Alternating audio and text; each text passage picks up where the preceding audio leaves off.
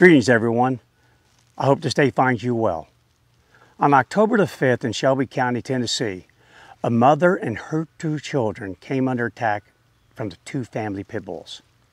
The children died. The mother is now in intensive care, and the two family pit bulls were euthanized immediately. A couple days later, I was asked to speak on the tragedy, and I did so in a video I posted right here on Facebook. And soon, comments started to flow in. Initially, the comments were supportive. Some people were coming up with ideas on how we can prevent future attacks. But then right after that came fighting. Fighting among the pit bull lovers and the pit bull haters. And then just some haters in general. So if you will bear with me for about a minute, I want to tell you a story. In 1997, I was a police canine officer with the Monroe County Sheriff's Department in Bloomington, Indiana.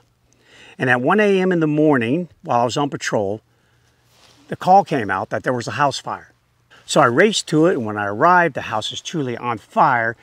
There's a man and a woman in the front yard. I assume they're the parents holding two children. Children are screaming, and the mother is screaming hysterically, and the father looks like he's just bewildered. And when I pulled in the driveway, the woman starts pointing at the house. So, of course, you know what I'm thinking. I'm going, oh no, who's still in the house? So I race up to her and I go, is there anyone still in the house? She said, yes, our two dogs. Okay, you know I love dogs, but I'm no firefighter. And I look at this house and it is on fire. And I'm thinking, I'm not a firefighter. And every atom in my body said, you're right, Bryan, you are not a firefighter. Do not go in that house. Young, dumb, call it whatever you want to. I went in the darn house. And I thought, maybe I can find just one dog. Just one dog. Where the heck could these dogs possibly be? Were they even still alive? Well, that question got answered in a real hurry. First of all, I don't know why. I conjured up in my brain that these might be small little dogs. Oh no, these were two gigantic dogs. And they were fighting. They were fighting. And while they were fighting, the house was burning down around them. I'm going, how am I going to get these dogs out of here? They're in a full-on battle. Well, fortunately, I didn't have to think about that very long because two firefighters came racing in the house, dragging this big old fire hose with them. And one of them looked over at me and said, get out of the way now. And I'm like, no problem. Much obliged. And so I went racing out of the house. I was not even on the first step when I heard this whoosh sound. By the time my foot hit the second step, I heard boom, boom. Third step, two dogs came flying by me in a torrent of water.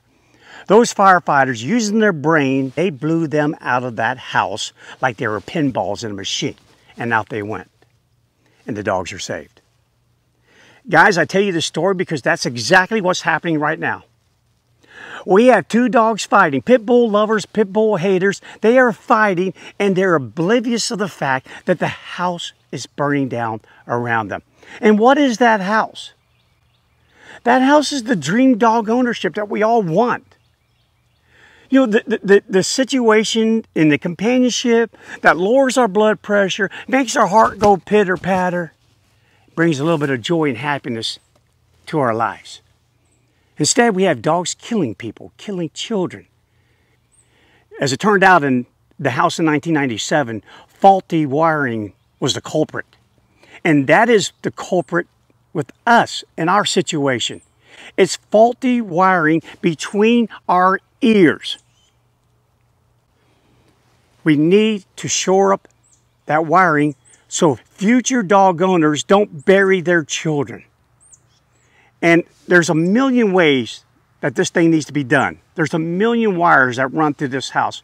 But I'm going to go over just a few today that I think at least if we start here, we're going to start on the right path, making sure everyone stays safe. First things first, we need to look within and quit looking out. We need to ask ourselves as a dog-owning society, what did we do? How did we fail those two children? How did we fail their mother? How did we fail the surviving family members? And lastly, How did we fail the 2 dogs? So we need to think about that. Okay, come up with solutions so we don't fail anyone going forward. Next thing we need to think about, labeling. Labeling. Okay, because how you label something affects how you think about something. So when we go around calling ourselves pet parents and we have fur babies, what's the mentality then? What is the mindset? I'll tell you what it is. If I have fur babies and I'm their parent, then they must be as harmless and as innocent as the 2 children that were mauled to death. So shore up your labeling. I love dogs. I love Captain. I'm a dog owner. Captain is my dog. That puts us in a different frame of mind. The right frame of mind, the realistic frame of mind, like it or not. Next thing we need to do, we need to think about management. Owning a dog isn't like maybe living with a partner inside your home. It's an animal. Okay, when we start thinking it's a dog, we start thinking it's an animal. And sometimes the animal needs to be managed. Training doesn't solve all the problems. Training by itself is not all of the management that is required. Everyone's seen Captain.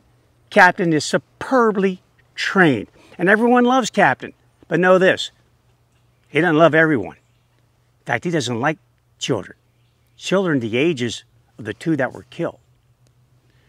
So oftentimes, when children of those ages, those young ages, come to my home, oh, I trust Captain's training, baby. He can do place all day long. I don't trust their training. So I become a zookeeper. Next thing we need to do is adopt a science, not bias attitude. There's way too much bias going on out there. Way too many experts chiming in that have not done their homework. We all need to educate ourselves. We need to understand that we have an animal. Again, the mindset, I'm a dog owner, that's my dog. I manage my dog, so sometimes I'm a zookeeper. And then finally, that animal that I'm trying to manage, that I sometimes have to be a zookeeper, is a distant relative of the wolf, but not so distant that it still doesn't have wolf-like tendencies. Every known expert, the real experts, the ones with multiple PhDs, with decades of experience behind them, will tell you, you cannot share all of your chromosomes with a creature. You cannot share all of its mitochondrial DNA but 0.2% and not have within you the mechanisms that drives the behavior of that creature. You cannot. So you can't walk around thinking, oh, it's so far removed from the wolf, it's not a wolf anymore. That's just a myth. It is not a myth. And I will go to my grave screaming that you need to understand that there's still some wolf in your dog. And that's why I said, when the 2 dogs attacked, they had the mentality of a wolf. Kill. We need to keep that in the back of our minds. Okay, so let's stop the fighting. We need to look within, not out. I mean, many years ago, under tutelage of a Japanese swordmaster, he told me that. He said, Bryan, when the archer misses his mark, he looks within himself for error, lest he be reminded that 4 fingers are pointed directly back at him. Join together, become a team. Set your bias aside, use science. Manage your dogs when you need to manage. Don't always trust on training. Be careful how you label things. And then most of all, think about how we, including me, how we failed this family so we don't fail the next family. That's our fight. Fight the good fight.